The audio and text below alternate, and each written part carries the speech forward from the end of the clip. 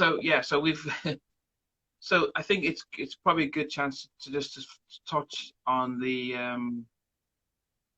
music side. I mean, I guess wanted to find out what the music scene like is in Israel. But then yeah, I mean, is it do they Hey. listen to hip hop, or is it very much the flute and the layers, or what's that Well, side like like? I said, back in the late 90s, hip hop started in Israel, kind of thing, mid to late 90s. I joined the scene in about 1999, I think. And so there was this club called Planet Harlem. It was part of Planet Hollywood restaurant. Okay. And that's where it started. And then it became bigger. It became another club called the G Spot, where I DJ'd in later on, years later. Jeez. Okay. Yeah, the So G Spot. It's okay. got a different name. It's got a different. It's still got one of the DJs. It's got a different name, but it's still going on. That same Okay. club. I went back there not long ago after I moved back to Israel, and I thought, oh gosh, I'm really old. I don't know if I can do this anymore. Not because of the dancing. I didn't mind the dancing, but it's just everyone around me felt so young, and like Mm, it's weird when 20 years ago or more, yeah. you were the beginning of that club. It's Yeah. kind of Okay. weird. You know what I mean? Yeah. But Um, then but as I said, do they sing in Hebrew, or what are they doing out there in Israel? Are they there's, do they I'll are they tell you heavily what the influenced by biggest America? thing is. The biggest thing here is trance. Trance music. Trance is huge in Israel. Wow. Yeah, yeah. You got trance, you've got the 80s, you've got a bit of hip hop, you've had reggae was always big in Israel. Like when I was young and MTV started in what night? I've written that down so I don't forget. MTV started in 1981, and it was like Okay. we had this television. It looked like a big oven at Yeah. the time. You know what I'm talking about? Yeah. Yeah. The No, there's those TVs that look small. like big ovens.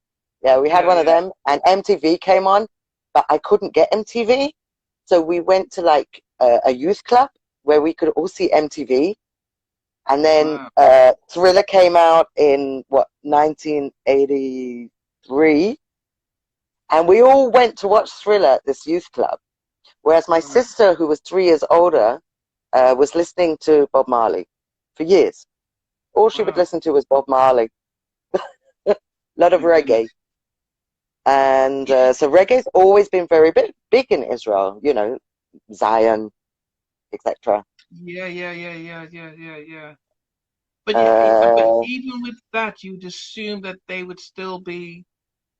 But then again, it happens everywhere where they can accept the culture, they can accept the Michael Jordan or Michael Jackson or Oprah or Denzel, but because you're far away. But it's a very different thing when it comes to if you want to date my daughter, yeah, you want to move next door to me. It becomes yeah, yeah. you're not on TV, you're next to me, and I guess. But you said there was a heavy cultural, also heavy influence of reggae, Yeah, reggae was trance. big here, and Israelis, because some of the Israelis come from what we call the Sephardi side. We have Ashkenazi, which is the European white uh, Jews, and then you have the Sephardi, which come from Yemen, Morocco, Iraq, Iran, etc. I hope I haven't got any triple tie, all the extras. Yeah. Um, they're more darker color skin, and a lot of their music was what we call Mizrahi, which is Eastern music. So Okay. it's always been popular. It's still very popular, but it's a lot of the time popular with the Eastern side, Okay. Sephardi. Ethiopians love it quite a lot as well. I've seen Okay. quite a few Ethiopians enjoying Mizrahi music. Um, but because Yemenites particularly have curly hair, a lot of them. Mm, And back in the 80s, I remember a lot of Yemenites with Afro. You know, it's just a natural thing for them. Israelis, a lot of, I would say, I don't know, traveling yuppie Israelis, a lot of them have locks now. They love braids. Israelis love braids. They'll go to someone and get their hair braided. Okay, so they Is still. that appropriate or appreciation? It's strange because when I've seen white women braid their hair. Oh, Vicky, we've discussed about the racism in Israel towards Arab people. Yeah, You when I've weren't, seen I don't think you were here. yeah, yeah, it's a top, I guess. Yeah, braiding your hair is anything. But I guess, and I guess, yeah, as I said, one of the things that I'm passionate about is music. Apart from being a therapist and all that stuff, and I think one of the things about And music is that it has a way of communicating with across languages. So there's you Israeli hear hip hop, and there's also Palestinian hip hop. now would I've the heard some Israelis Palestinian listen hip to hop. Palestine? But would you listen and appreciate, or would you just? I guess it depends on what they're saying in their lyrics. But would you? Is there an Exactly. appreciation of the music at all, of each other's music, or is it very much of a using it I doubt as it. a okay? I doubt it. I mean, there are some things where there is a group of Arab and Palestinian, a group to try and have peace and unite. There is. I Yeah, mean, a friend of mine is in it. She's very strong on pro-Palestinian. Um, but so they do get together. I know they've done mainly abroad, though, not as much in Israel itself. There you go. Naima likes French hip hop. I like Dutch hip hop and Korean hip hop. I listen to a lot of Korean hip hop. okay. I'm The a bit of K-pop I'm a kind of. No, not K-pop, not K-pop. Korean hip hop. I'll Okay, give you some Korean. names. I'll give you some names. Korean hip hop and R&B. Yes, Okay. hip hop is transcendent. Yes, it is. Yeah, yeah, But I have seen some projects of Israeli Jewish people and Palestinian do abroad, like a seminar and things like that, where they've done music together, and it was beautiful. It was really yeah, beautiful, and if that could happen more, I would be more than delighted. You know, I don't see, especially when it comes to music, why there should be any fighting whatsoever. Music is supposed to be calming, relaxing, inspiring. yeah. You know, Maya's fault, right? hmm? I said, Maya's fault. What's Maya's fault? What's Maya's fault? What's she saying? I don't know. I think maybe the music, the rivalry. I think Uh, as we get to it's about a as we message. Oh, my and then question. Prince came. Prince came into my life because of Purple Rain, and I became a huge Okay. Prince fan. You see? Oh goodness. Yeah, Okay. and I actually went out to Minneapolis on a music trip about 10 Well, years ago, and met a lot of people that worked with Prince. And I was invited by a good friend of mine, Margot Davis, who's a singer. Yes, I listen to Korean hip hop. And my favorite Korean hip hop artists are probably dynamic duo Dumbfounded, who's based in America, in LA. And my favorite rapper is Palo Alto. He's okay. great. But Jay Park is obviously the main Korean musician, singer, dancer, R&B, hip hop, all-rounder, CEO of 3 companies, and part of Rock Nation. So Yeah. he's the all-time everything, Jay Park. I love him. Yeah. So Yeah. I'm a I bit mean, too it old. is. I'm a bit too old for him, but I've obviously offered marriage, but it's not going to happen. No, I think that's the one thing, as I keep saying about appreciation in music. I think I got a little lost, upset with how the labels stopped investing in developing artists and went through the In quick. UK a lot, but even in America, because I remember when I Well, went to America, they were bigging up the UK. Like well, all no, of them were but saying, yeah, I want to come out to the UK to do music. I remember, Yeah, because I think a lot of what the UK was doing is that they still had time to develop an artist. So you didn't have to sell a million records in the UK to be profitable because the market is smaller. And then they could really go through Europe. I think in America, what happened was that Yeah. hip hop made so much money and they didn't cost as much to invest in. They were self-sufficient. They had their own little labels, whether it was Rockefeller, whether it was Rough Riders, whether it was No Limit, Cash Money, whether Yeah. it was Murder Wow. Inc. So All the they names. were they had their own production stuff. So they were just packaging their stuff cheaply, putting out making their own videos, and the just big labels were like, well, that's cost us less than if we had to find the next Alain Morissette or the next U2 and have to Yeah. tour them and stuff. So they realized so it was Smaller the labels, focus. smaller productions. Yeah, so they were getting to, and they Yeah. were making a lot more money from hip hop, and Yeah. because it became very commercialized. Yeah. So it affected the development of regular artists and stuff. So but I think now that there's the streaming services and stuff, I think they've shifted back. So they're not pushing albums as much as they used to, singles and stuff, which in itself is an Very issue much. because we're not listening to, people are not investing in an album. They're just like, let's have one or two singles, and that's all you need to do to make your name is having a couple of singles, and no one bothers to know about the album. So, Every day I find someone new who is amazing.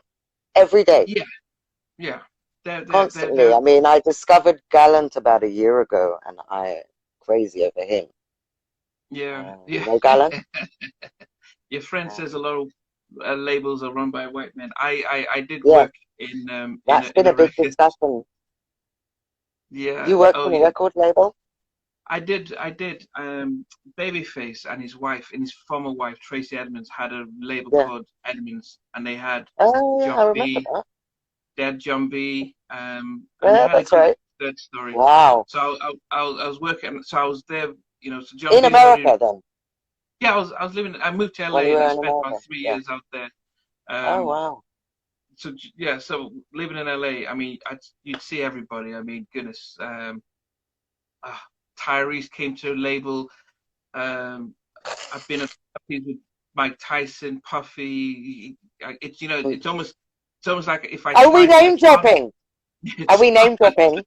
Hang on, I've it, got some names. no, no.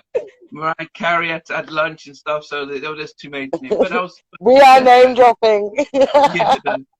But when I moved to London, I started working at my friend's label. He produced the Terence Ten D'Arby's album. Ooh, Signed my name. So he did all the engineering I've on got that, that. and then he I've got also that did. from back then. Yeah. So I he think yeah I he did have, the. I think on cassette. Well, I'm gonna interview. I'm gonna get Phil on because my after this series, I think I've got two more interviews, and then I finish the sort of life stories, and then I go into my music, meet him the music. So I'm gonna get Phil to talk about his time working with Nice. Five Young Cannibals, and yeah, he was doing a lot. So he Good still has ones. his label, Future Proof. So, but anyway, the Did UK you music also, scene. was Jamiroquai involved there as well? JK? No, no, Jamiroquai, was he involved? No. No, but no, I think that I was just talking about how the UK music scene has always been very much, they hadn't, if you break America, that's great, but they were content with being good here in the UK and expanding out in Europe, and they had a very loyal fan base. It's not as expensive to market in the UK, so the investment isn't as much, so you can be very much profitable. So I think that's why they can churn out a lot of new artists continuously. Um, if you get them I self-sufficient, asked, I asked as an example, why an artist like Donny, you know Donny? no. UK Soul Donny? Hmm. Omar? Yeah, yes, I know. Yeah, but you're talking going back a bit with those They ones. don't Yeah, they don't have a tick on their Instagram and they've been going for decades. Why? yeah. You know what? I That's think, like beyond me. I don't get it. yeah, And I mentioned that to someone or to them. yeah. Well, I mean, it'd be interesting just to see because I said the R&B market here is very underdeveloped and underappreciated, and not been. Um, we've we're more for our hip hop or garage or grime, but the So we need R&B, to obviously pay tribute to Ty then. He passed away not long ago, and they had yeah, the yeah, funeral this week. okay, I mean, yeah, he was legendary, revolutionary in music, timeless. You know, yeah. I know, yeah, I've been I listening know. to a lot of his things from back in, 90s and stuff, and they're so current still. And the words and his lyrics were amazing. Yeah, And I but, didn't get to see him perform ever live, but I knew about him through Morpheus Soul Show, who worked with me mm, on Play Vibes. And I wish I would have known him, uh, to be honest. well, He I seemed mean, like an amazing guy as well. yeah. Well, I mean, what I'll do when I do my when we go to series three, which is the music and entertainment stuff, maybe good to get tips of which guests to invite in. But Mm. before we close, one of the things I tend to ask my guests, um, two scenarios. So you're stuck in a lift, and they said, look, it's going to take about 2 or 3 hours before we get the lift working. What film would you want to watch? And then also, while they're getting the film ready, what song would you want them to play? Film would probably be. I'd need a comedy. Okay. So it would probably be Hear No Evil, See No Evil. Yeah, no, see no evil. Richard Pryor and Gene Wilder. Oh, and Jill White. Okay, well, that's going over Oh, as well. Blazing Saddles would be good as well. So Uh, you've taken, which one would you pick? Waiting in Hear the No lift? Evil, See No Evil. Okay, Or is it See No Evil, Hear No Evil? One of them. okay. And Yeah, it's then so if you had funny. There's a scene in it. One of them's blind, one of them's deaf, and he was lip reading, and all he could see the policeman because they got arrested, and all he could see was Fuzzy Wuzzy woman was a woman, but it was something completely different. Fuzzy that's Wuzzy so was a good. woman. No, Fuzzy Wuzzy wasn't a woman. Yeah, it's And then what? hilarious. It's such a great I movie. haven't watched in a long And time. But what music, song? Yeah, song, a particular song. yeah, Uh, yeah. That's right. Yeah. also something probably to cheer me up, and I'd be dancing because I'd be scared in a lift if I got stuck. Okay. So yeah, I think I would be a little bit nervous about it, and I love dancing and having fun. Yeah. Um, um, Everyday People, Okay. everyday, Okay. That's Or Superstition by Stevie Wonder. okay. So that'll be a track. Superstition by Stevie Wonder. Okay. And I Yeah, think I it's think just so. okay because when I've interviewed a lot of people, they've all given a different track, but they put a lot of thought in it because they're thinking I'm stuck and I need uplifting, as Yeah, opposed to as most so people what said I that. well they've all thought about being stuck. So let me and I'm thinking well in my side I was like, what's your favorite track and what's your favorite film? But for that they're thinking more about the scenario, Yeah, which is great yeah, because I think I like that. it's so. But it's good to see that you're thinking based on the situation as opposed to song, Yeah, which is definitely. okay. I mean, there But are so many songs that I love. I yeah, wouldn't be able to just pick a favorite song. Naima was yeah. going to say Stir Crazy. Well, I know that we've sort of gone along over what we were supposed to We do have, and haven't stuff we? like that, which And it I've got doesn't. a double shift. I've got a double shift tomorrow, corona testing, in two different locations. Are you serious? Well, that's fine. Well, um, it's Public been enemy. great. Uh, it's been great having you on. It's Thank been you. yeah, It's been there's an a lot honor.